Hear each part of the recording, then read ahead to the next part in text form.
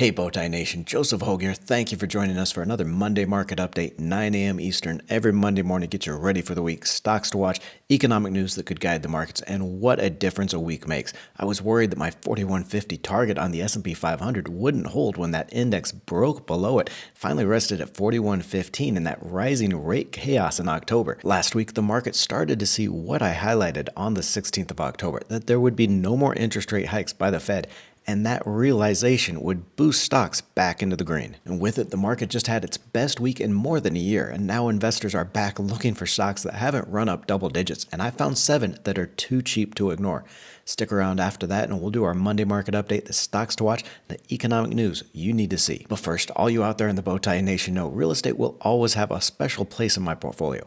I started my career as a commercial property analyst, and no other asset class has created as much legacy wealth as real estate. But nearly every side of the real estate market has been crushed this year and last on those higher interest rates. Here we see returns by property type from the National Association of REITs. REITs plunged 25% last year and are down almost 6% this year. In fact, right now, the only safe place in real estate seems to be single-family rentals.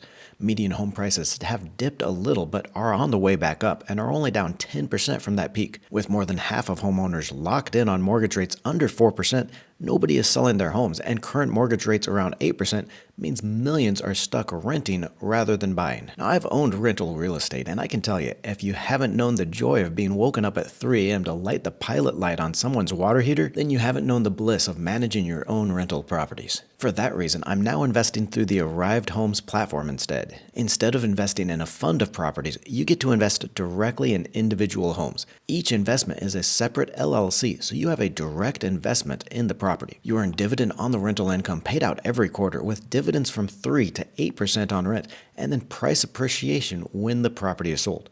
Upside price returns have been as high as 136% and usually over 5 to 7 years. Now, I know you have a lot of questions. I know I did before I started investing, so I'm going to link to Arrived Homes in the description below. One thing though, the homes available for investment sell out fast, so make sure you click through and get on the notification list. I missed out on a lot of good properties for not being on that notice list, so look for the link below. Back to our main topic though, and those stocks too cheap to ignore. And first off, yes, I am talking about Chinese stocks here, but before you click away thinking that only communists invest in the CCP. That's the usual comment I get on these China stock videos. Just give me 20 seconds. Because folks, the fact is, investing in Chinese stocks no more means you're investing in the Chinese Communist Party than investing in US stocks means you're investing in whoever resides in the White House, nor does the CCP get any of that money from stocks. Just as with U.S. companies, stocks trade between investors. The company doesn't even get any of that money, let alone the government. In fact, all the stocks listed in this video are going to be traded on the U.S. exchanges between U.S. investors, so I'm not even sure how people think that the CCP would benefit from that. Nation, I served with pride and have seen brothers make the ultimate sacrifice. I'm patriotic to the bone, but I'm not going to let that stop me from making a smart investment, and these stocks are too cheap to ignore. They might not stay cheap for long, though. That's because a trend is forming in the Crane Shares Hang Seng Tech Index ETF, ticker KTEC, a fund of the 30 largest Chinese tech companies traded in Hong Kong. Investor optimism jumped last January on the hope that monetary and fiscal stimulus would revive the economy, driving stocks up 70% from the October low. That rally failed, though, with weak economic data, and stocks in the index fell 22% through March. And you can see here that subsequent tries to restart the economy have all been met with higher stock prices and have all ultimately failed, but a trend is forming that could mark an enduring rally. Since the January rally, the drawdowns in each drop have gotten smaller and smaller, from 22% to 17%, 15%, and then a drop of just 12% in the recent failure. And that signals that investors are becoming progressively more optimistic that even if the economy doesn't boom higher, stimulus is helping to stabilize stocks. Beyond that, looking at the China ETF, we see that drawdowns have all stopped close to $12 a share, a point where the market steps in to buy on cheap valuations. I'll highlight those 7 cheap stocks I'm watching next, including one I bought 98,000 in shares just over the last year, but that big picture economic comparison looks favorable as well. While China's economic growth is slowing, it's still expected to top 5% this year versus just 2.2% in the United States. Runaway inflation in the US led to the Fed raising rates at the fastest pace in 40 years, choking off the economy. In China, inflation is forecast at just 0.5% this year, and no roadblock to more stimulus measures to jumpstart the economy. And yes, Chinese stocks have been absolute dogs in this year of the rabbit, but China continues to use fiscal and monetary stimulus to boost the economy and the stock market. In fact, it just recently raised holding requirements for short sellers in a bid to support stocks.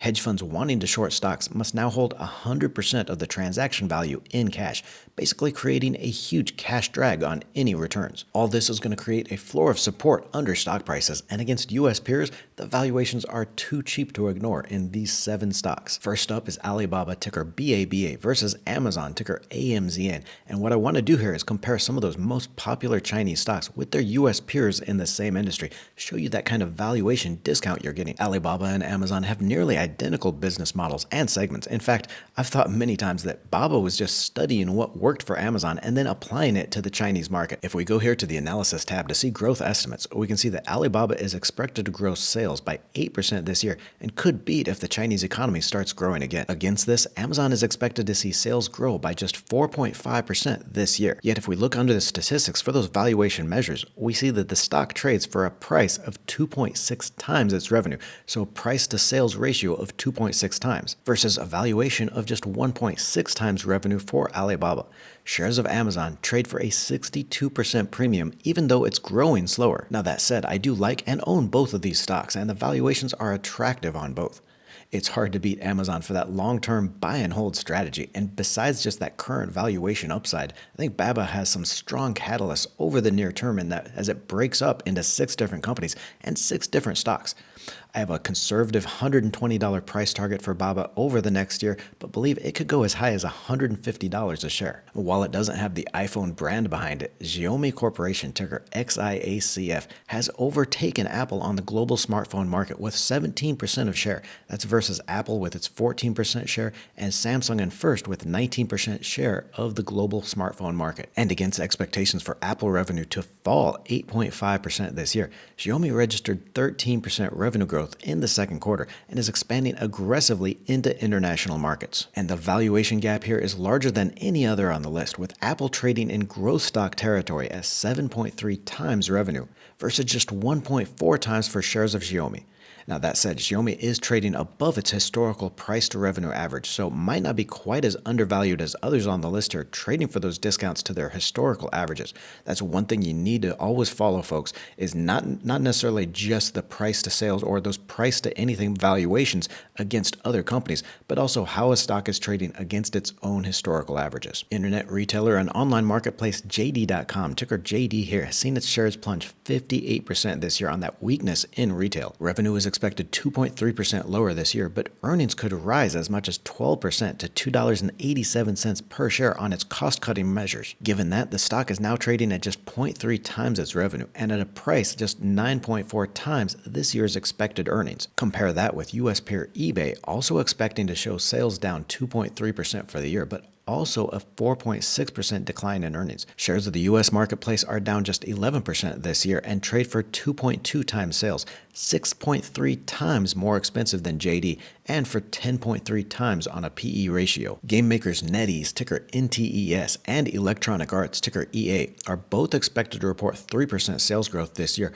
though the expected 27% jump in earnings at NetEase blows the 5% earnings increase at EA out of the water. Now, this is the only matchup where the U.S. rival is trading less expensively, though if NetEase can reach these earnings estimates, maybe it deserves even a larger premium. Shares of NetEase trade for 5.4 times its sales against 4.7 times valuation on shares of Electronic Arts. Now, I see both of these as fully valued here, along with most game makers in the space, and much better deals in some of the other stocks on this list. As with that Alibaba and Amazon matchup, Baidu, ticker BIDU, is a very close match with Alphabet, ticker GOOG, in its business segments. The Chinese search and advertising company expects to increase revenue by 3.5% this year before growth expands to 9% next year. Earnings are expected to follow this with an EPS estimated up 25% over the next 2 years. For its part, Alphabet is expected to see slower growth this year as the U.S. economy weakens, with the search giant expecting sales to increase just 1.6% this year before 11% next year. But on that, investors are paying a price of 5.6 times revenue for shares of Alphabet versus less than half that, just 2.2 times revenue for those of Baidu. Both NIO Inc., ticker NIO, and Tesla, TSLA, are seeing slower growth on higher interest rates and that weakening consumer demand for electric vehicles. And while NIO reported unit sales of 20,462 vehicles in the second quarter, that was 103% year-over-year growth.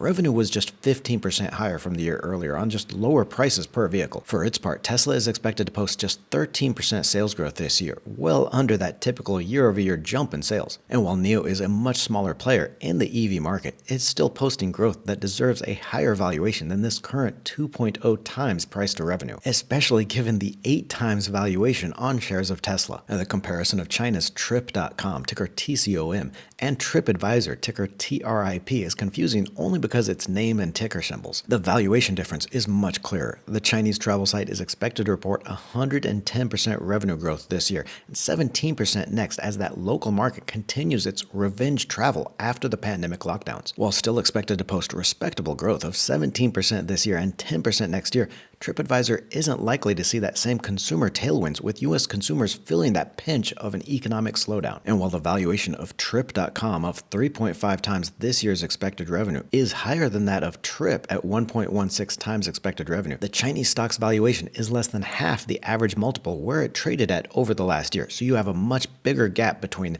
the stock's current valuation and its average multiple, and a much bigger upside potential if it returns to those average multiples. Now, folks, I don't expect the shares of these Chinese companies to catch up and trade at the same valuations as their U.S. counterparts anytime soon or ever. Because of geopolitical risks and other fears, Chinese stocks will always trade at a discount to their U.S. peers on that valuation basis, but that discount has just gotten out of hand lately. While 90% of my portfolio remains in shares of strong U.S. companies, I'm allocating a larger share than normal now to those Chinese shares on that rebound. I want to highlight some of the stocks I'm watching this week. First up, Arista Networks, ticker ANET, is highlighted in last week's market update on a surprising benefit to those higher interest rates through income on its massive cash holdings. The very next day, ANET blew away its earnings expectations by 14 cents a share, boosted by its higher interest income that I talked about in that video. The stock was the 5th best among the S&P 500 companies, with shares up more than 20% in the week following that video. So make sure you check out that video on which companies are really benefiting from these higher interest rates. I'm going to link to that in the video description below. Rivian Automotive, ticker RIVN, is going to be reporting its earnings on Tuesday, with the market expecting the earnings loss to narrow to $1.33 per share on a 137% jump in revenue for the company to $1.3 billion. Shares are flat over this year as those warnings on EV demand really hit the car makers. Investors are going to be watching for management to confirm its 2023 production target and for updates on its profitability. Now, I continue to hold shares here, and I like this as one of my favorite stocks in that EV transition next to ChargePoint and Albemarle. Teva Pharmaceuticals, ticker TEVA, is going to be reporting its earnings on Wednesday, with investors watching for an update to the company's biosimilars venture with Alvotech. Now, the partners in this have received a string of denials by the FDA, but it should only be a matter of time before those approvals start coming in on this new line of drugs and really bringing growth back to that stock. Even on weak sales growth, though, of 1.4% this year, Teva is strongly cash flow positive, paying down debt, and is very undervalued. We can look at some of the valuation statistics of this company at 0.67 times on a price to sales, just 1.88 enterprise value to revenue. If you compare that to other drug makers, you see how cheap this stock really is.